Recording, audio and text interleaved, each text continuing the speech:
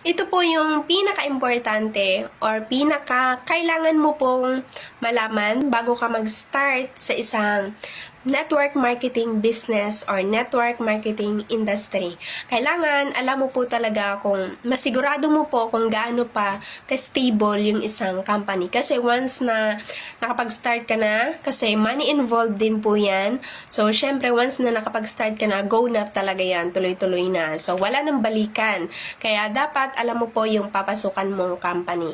Dapat stable na po yan and alam mo po kung ilang taon na nagraran. Kasi yung 1 to 3 years, yan po yung stage na trial and error pa po talaga ang isang company. Kaya dapat, yung sasalihan mo po is 10 years na, 15 years na, or more pa. Kasi kapag yung company po na yan ang sinalihan mo, stable na po talaga yan sila. And ang kailangan mo din pong malaman, dapat nasa tamang grupo ka. Kasi pag nasa tamang grupo ka, ma-hit mo talaga yung mga goals mo at yung mga pangarap mo sa buhay.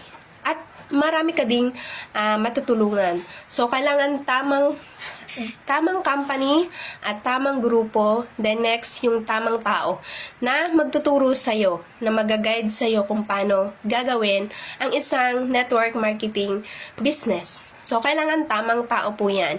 Yan po yung karamihan kung bakit mas maraming negative feedback about network marketing kasi nga po sa mga taong sinasalihan. So, kailangan yung mga taong sinasalihan mo is matino. Dapat yung mga matitino po.